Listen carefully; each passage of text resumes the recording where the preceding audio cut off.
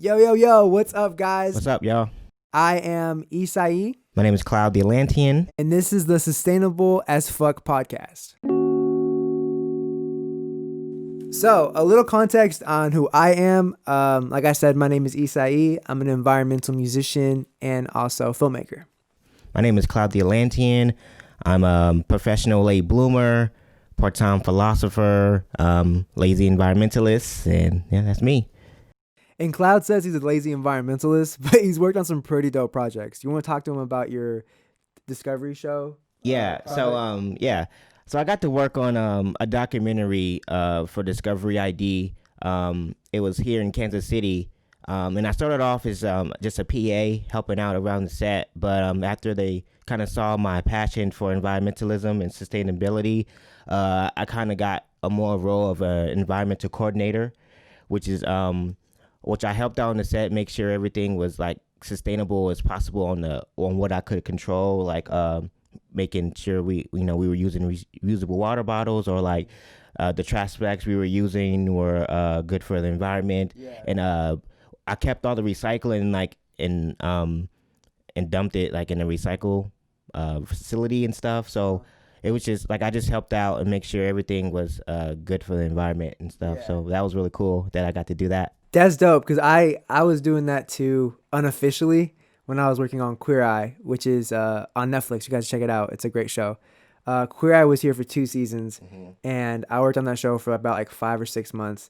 And I remember that I was just seeing all the waste they would use, because we'd have so many things shipped from like everything was packaged, especially on the design team.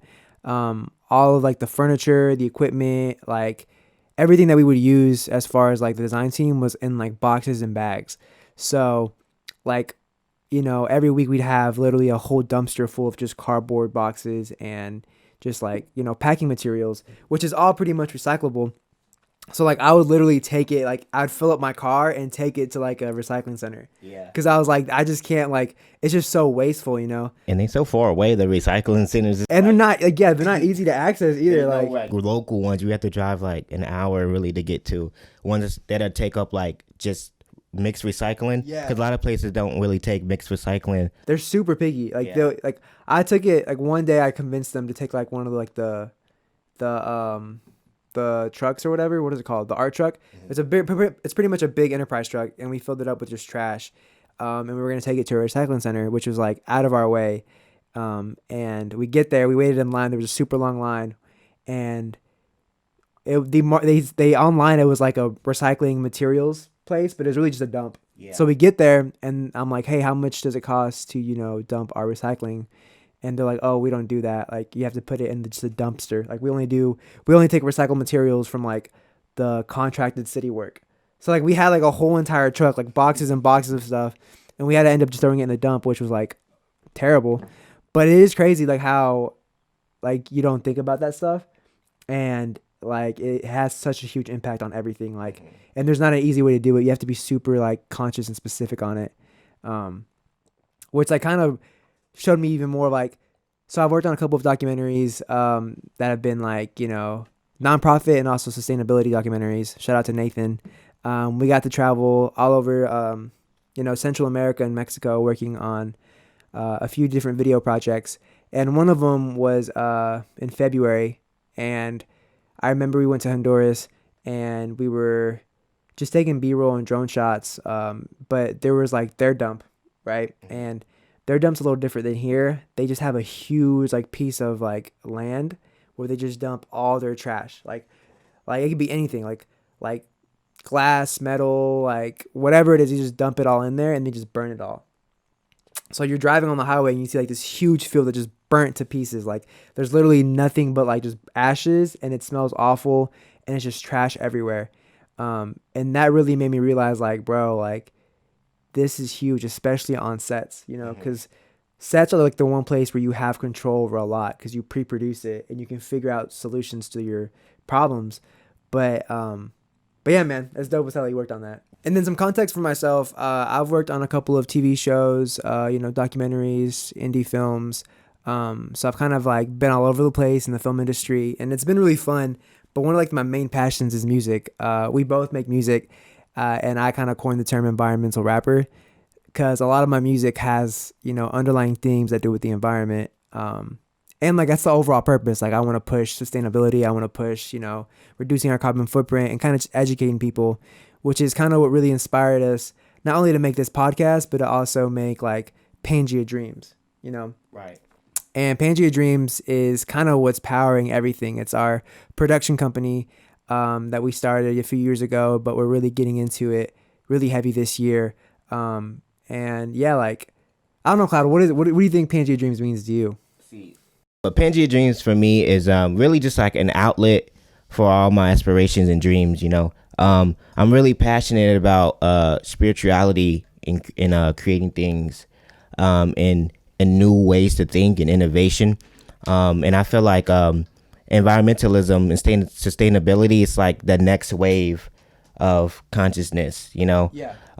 So I feel like Pangaea Dreams is a way for me to feel all that energy to something like positive, and to be able to like work for something greater, because I'm the type of person where I really can't do work that doesn't really fulfill me in some type of way, Right. I just can't do the same thing over and over and over. I have to, the why has to be way greater. Yeah, the why has to be way greater. So This is just a way for me to do the why, and get paid for doing it, Right. and help the world at the same time. Like low key, like like Pangaea Dreams, like just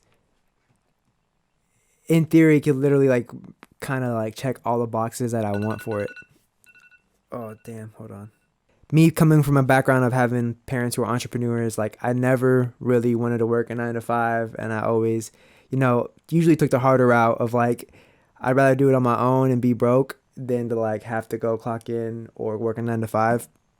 And I feel like Pangaea Dreams gives us opportunity because essentially what it is a production company where we kind of combine, a lot of different filmmakers and people who are, passionate about the environment and figure out a way to like make it, a business for one, but also like a way to create and curate content that can inspire and motivate other people. So like for me, it's like literally like a dream come true to attack Pangaea Dreams and to actually like have this become a thing. And this podcast is like one of the first steps to that. Sustainable as fuck, because that's the overall mission. There's no reason. I feel like a lot of people feel like being sustainable is like still kind of weird or like, oh, like you're like a hippie. Yeah, it's a weird view on it, a hipster or something. Right. Or like, yeah. Or you new age, Yeah, new like, yeah. But really it's essential, like it's the thing, I feel like everybody in every business in every aspect is going to have to find a way to live like harmonious with the planet, 100%.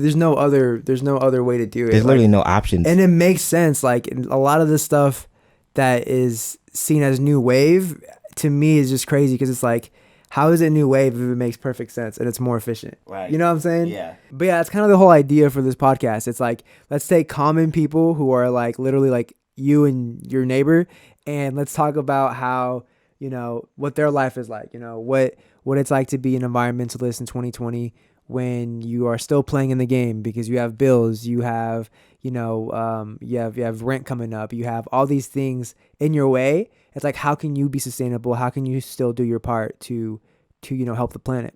Exactly. It's just like taking the little everyday things and building that up. And, because if a billion people do it, that's going to be, that's going to be real beneficial for the planet. Yeah. So it's just making it as easy as possible for everyone, because if it's too hard, people's lives are already complicated. And if you add environmentalism, and a lot of people don't really think it's a problem because they'd be dead before it affects them, or like that's their thought behind it. So they don't really care about leaving it for the generation next. So we need to change that mindset, and this is the only planet. So like there's not gonna be any more like human race or like civilization if the planet.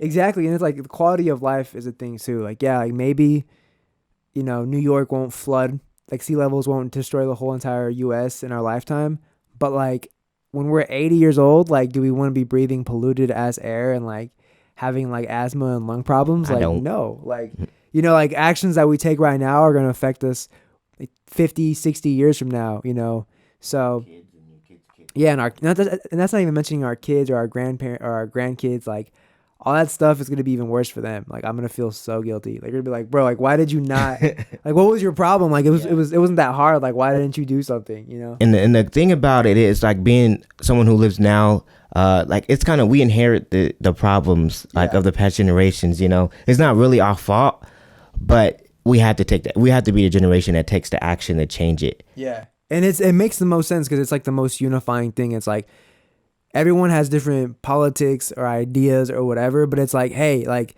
there's only one planet and there's only one way you're living your life. You're waking up, breathing oxygen, getting sunlight, getting food from the earth. Like this is literally the most unifying thing ever. Like if we can't come together for that, like there's nothing is going to bring us together. You know what I'm saying? Like exactly. If life in general can't bring us together, then it's over. You know, humans, this is our downfall. We're smart as hell.